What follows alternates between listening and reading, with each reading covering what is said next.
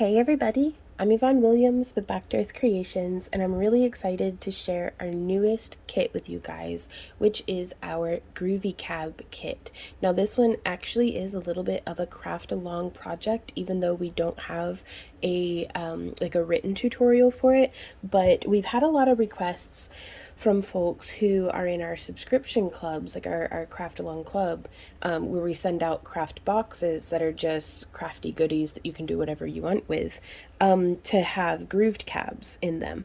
We're unable to offer that at this time and probably likely in the future because my machine breaks down pretty frequently. There's a lot of times that like I'll be in the middle of it and then my bit will break or is ground down and I can't get any more bits for a couple of weeks. So I don't want to guarantee people on a subscription basis that, we'll be able to have groovy cabs in there. So available on our website for sale, we now have groovy cab kits that you can buy non-subscription.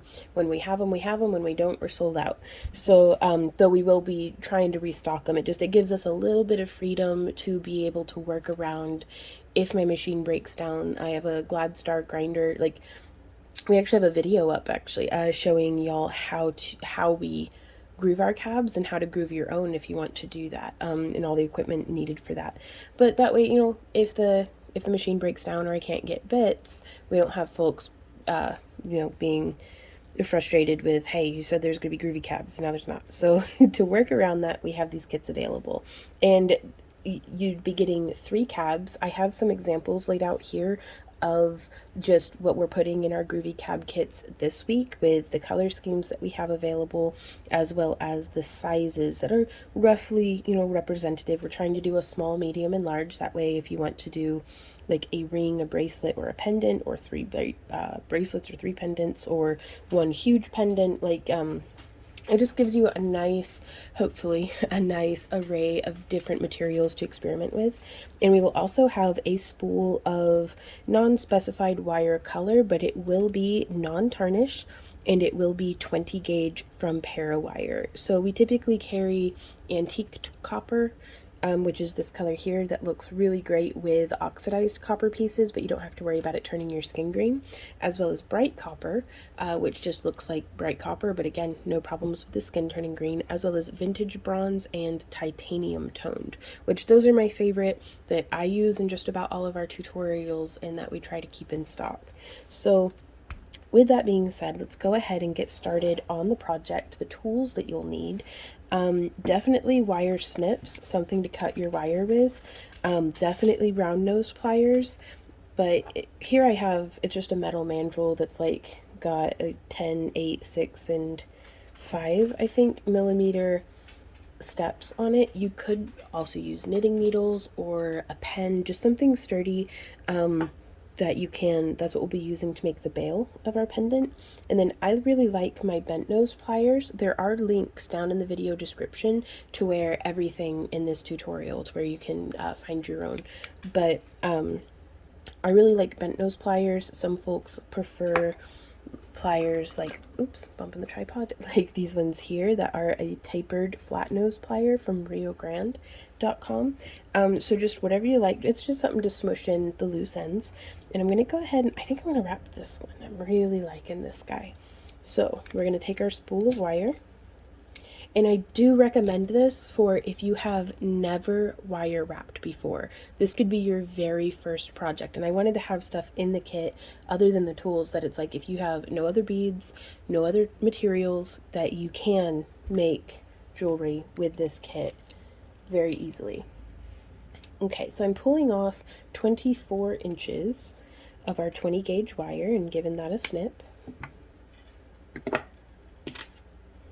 And there's all sorts of things too that you can do with 20 gauge wire. This is my favorite wire size to make like bead link bracelets. It's perfect for wire wrapping all sorts of stuff, grooved or otherwise. So it's, if I could go back in time and hand past Randy Vaughn, as my partner, and I, a box of materials to be like, hey, use this, follow this tutorial, it'll get you started, this would be that box.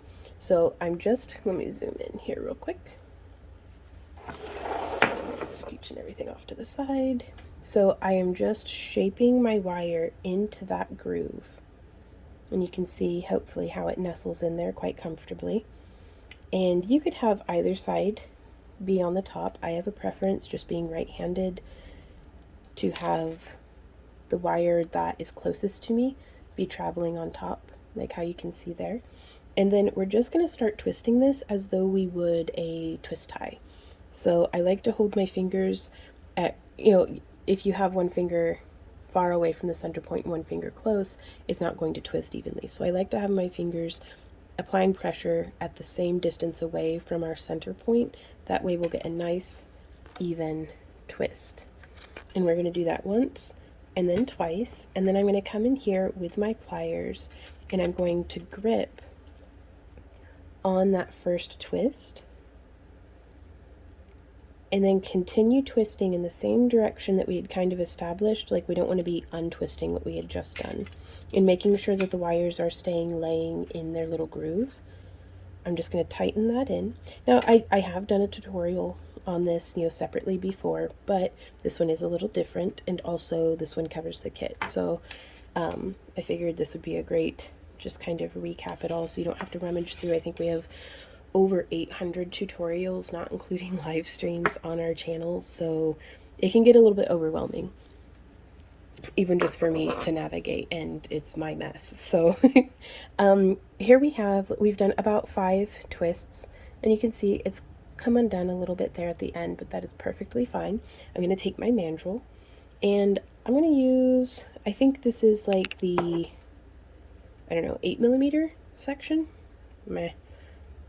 The whole point of what we're doing right now is making the bail, and that is whatever you're going to be stringing this up on. If you're using ribbon or cord or chain, or if you're going to be stringing it up with other beads onto like a necklace or like leather braiding, or whatever it is that you're doing, you're just going to want to make sure that you're making this bail a size that will accommodate whatever it is that you're threading through it. So you could have the bail be like gigantic, or you could have it be super tiny too, using your round nose pliers. Or I think this mandrel actually came in a set, yeah, that has a whole nother mandrel in it. And I really prefer, when making bails, to use a mandrel or something that's the same thickness all the way down. That way both sides of my bail end up being the same size. Whereas if I use my round nose pliers, one side might be a little bit tapered. So I'm just going to position this and then fold both of these wires just around the top, crossing right there. And then I'm just going to wrap, and I'm holding quite firmly with my finger and thumb. Like, you can actually see where it dimpled my skin, but that's okay. I just whoop, spiraled, like wrapped that down to where it's now, the wire is very close to our stone, our cabochon. And now from here, we're going to do what I call an itsy bitsy spiral. And you put your 2 fingers together, one palm up and one palm down. It doesn't matter which side that you're doing. I'm actually going to zoom back out so that you can see. But we're going to just alternate that position. And I actually have a bit of scrap wire here off to the side, so I can show you. If you're holding onto the wire on both ends and you put your fingers together, and you want to hold firmly, I mean, not death gripping, you don't want to, I mean, honor your joints. We only get the one set of hands for the most part. But I'm going to do that twist, and you can see that made a nice little loop, and we can then turn it back around, reset it, and twist again.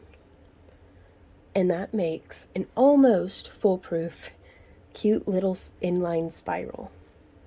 And what I mean by inline is the spiral has more wire coming off to both ends. But, whereas a spiral just on the end would be starting at the tip and kind of curling in. We'll get to that later. But you can continue building up around these spirals, just like that, just gripping onto what we've made and then pushing the wire around. Oh, I just threw that on the floor. Well, that's gone forever. Okay, so we're going to do that same motion, but just a little bit different. So the way that I'm going to be holding the stone, I'm going to be gripping like this and then applying pressure. So the stone is going to be my opposite finger in this case. And so I'm just going to start twisting around, and you can see here I'm going just a little incremental, just a little bit at a time.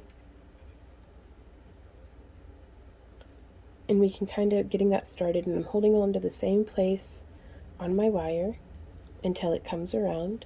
And you can use your fingers or your tools to just kind of smush it. This parawire is very soft and very accommodating of wherever you smush it to, it tends to stay put. Some wires that I've used in the past, like if they're stiffer, they'll have a lot of spring back. So you'll try to do this and then it'll like boing back out and just not hold its shape. And that can get really, really frustrating very quickly. So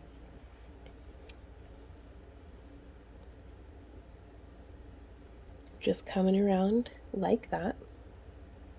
And you could stop right here if you want.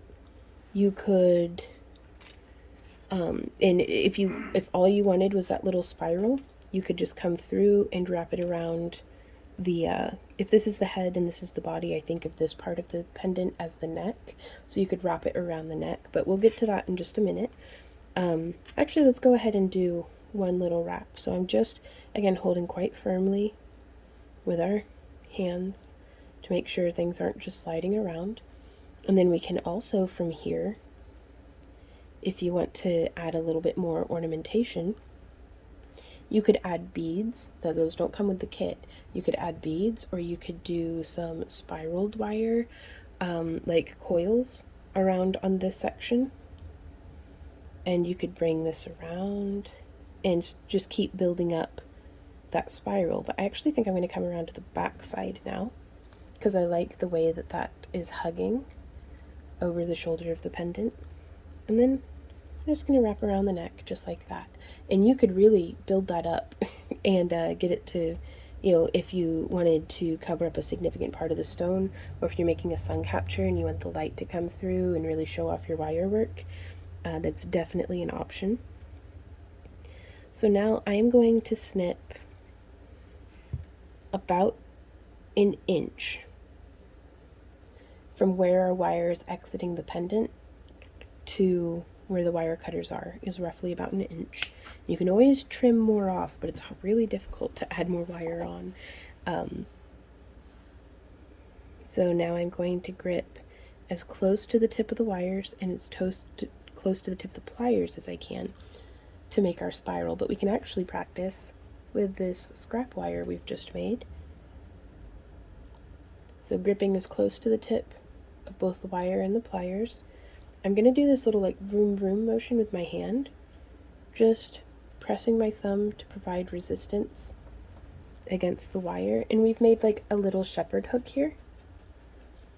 And then I'm just going to reposition my hand so that I'm in a comfortable range of motion and just continue around. Now you'll notice if I keep going right here, our pliers are going to be in the way, and that can give us a little bit of like a wonky, I don't know, that's pretty cool. That came out really nice, actually. What the heck?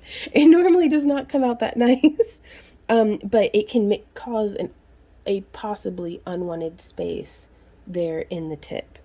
Especially if you kind of just leave your pliers there and then keep going.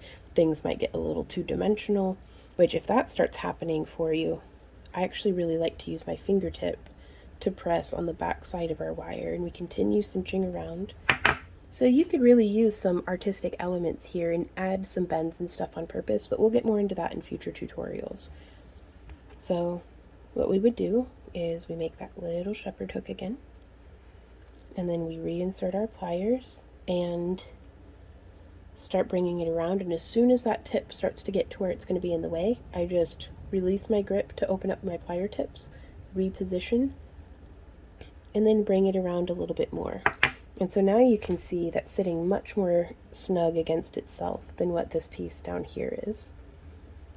And we can take our bent nose pliers, and I like to grip just beyond where the two wires join. And what I mean by that is this right here. So see how my pliers are gripping right there? And then we can take this and bend. And then I'm actually going to flip this around. Then we can grip right there. Again, right before the wires start to split. and then I'm just going to bend it around. And then I'm going to position it and bend it and position it and bend it. And progress is made in millimeters here, so we're making a really nice little like spring coil. And I find this can actually be a bit easier for folks than our more swirly organic looking spirals, because those can be challenging. But the more you practice, and this was just scrap wire, so the more you practice, the better you will get at getting the wire to do what you would like it to do.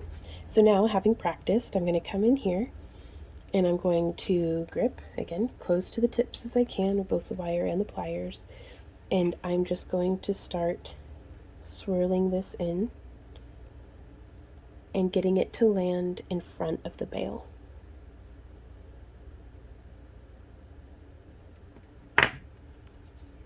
And I'm going to just take my bent nose and kind of smoosh that, smoosh, to get it to sit a little bit more comfortably. If you want to cinch it in, like tighten that spiral down a little bit more, I'm actually going to get my fingernail in there. You could use like a dull pocket knife or something to wedge in there if you don't have fingernails, or I'm very blessed with very sturdy fingernails, so always find a tool if your fingernails aren't serving you the way you'd like. But I've made enough space now that I can put my pliers in there and start just tightening it down like how we did with that spiral. And now from here, we can just smush it back up.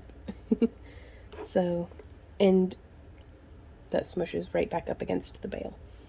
And so now from here, I'm going to take this outermost wire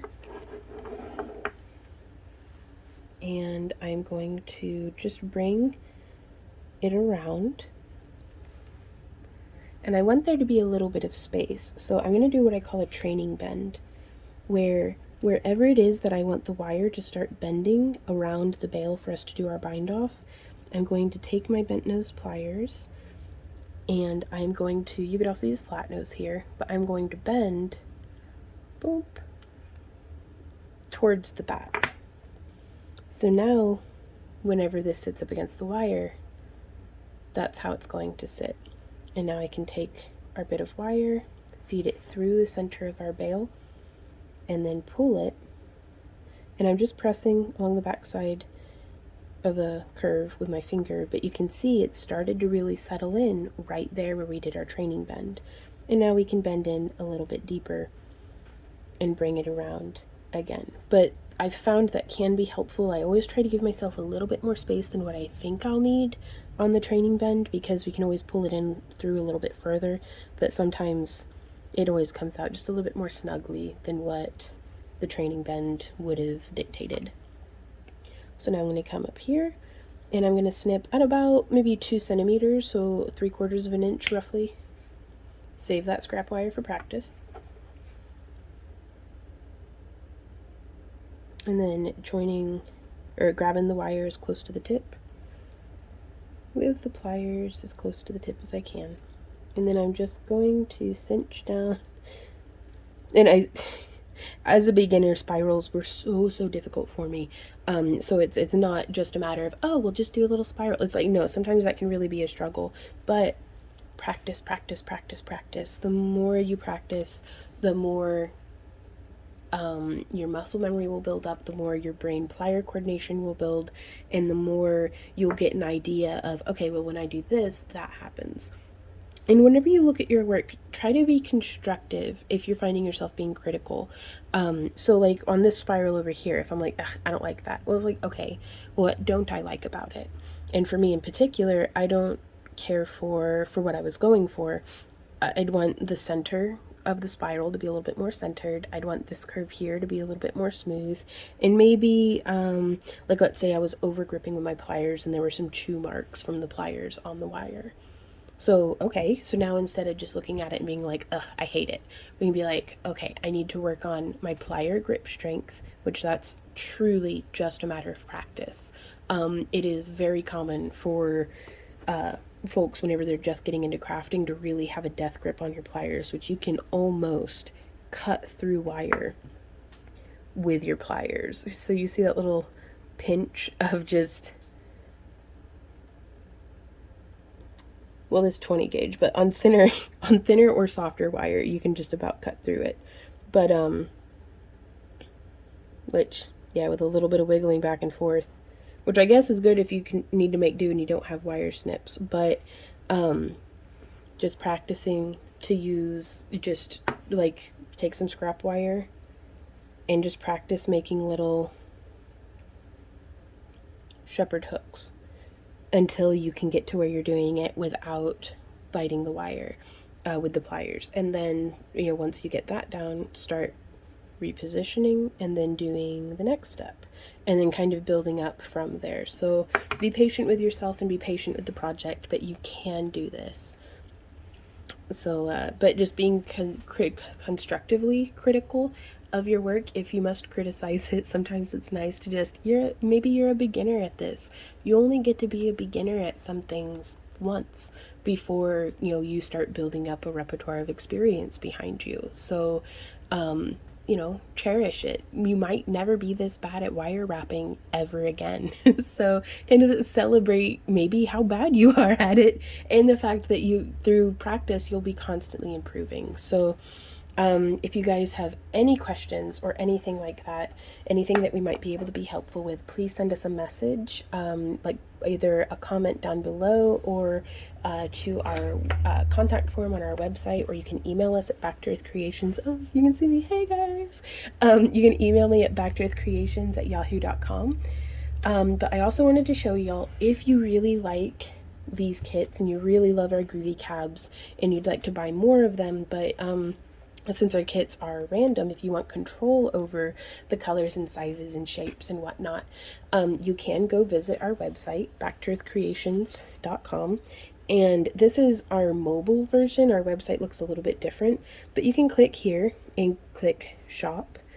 And then we have jewelry for sale, craft materials, patterns and templates. I would click craft materials, and then you can click cabochons all, or you can specify if you want specifically like just gemstone cabochons. So I've clicked cabochons all, and we actually have a video up here at the top that shows you how to add the groove to the items, even though I'm going to be showing you here as well. But you can scroll through, and any of these glass cabochons or gemstone cabochons that you can find, if you're like, ooh, I really like that one, you can click it. And then you can click, if it's eligible, you can see different views, but if it's eligible to have a groove added to it, because sometimes if it's like a gemstone and it's too thin or potentially brittle, like we just won't even put the groove on there as an option because we don't want to risk breaking it. But if we use our judgment and it determine that it's suitable for a groove, it will have that option on there, and you can just click that. And then click add to cart and then continue shopping and stuff. Now, adding something to your cart will not reserve it for you. Just because otherwise, like, somebody could come through on our website, add everything to their cart, and then just never check out, and there'd be nothing on our website. So, but that is something that can cause frustration and confusion. So we just wanted to let you guys know. Excuse me, but thank y'all so much for hanging out with me today. I really hope that this is helpful to you. I'm also going to show you just a couple more examples pardon me, of like this was made with a Groovy cab in one of our other tutorials. Like we have quite a few tutorials now just on Groovy cab stuff, and I will try to have all of those linked, not just down in the video description for this video, but also in the product description of the Groovy cab kits. Excuse me. We will have it linked in the product description on the Groovy cab kits as well. So I do hope that I've remembered everything. If not, I'm sure if you are watching this in the premiere, hey everybody, hopefully future Vaughn, which is current Vaughn to you, or even past Vaughn to people who are watching this in the future, future me hopefully will be able to answer any questions and stuff in the live chat.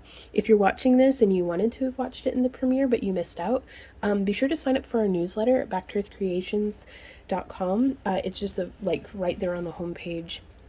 Our newsletter is free to sign up for. You get exclusive coupons, you get, newsletters, and shop updates. And anytime we have new tutorials or new live streams or anything like that, we send you a link. That way you don't have to worry about relying on YouTube at all.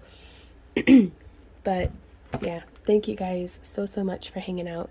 And we will see y'all in our next video. So until then, happy crafting. Bye.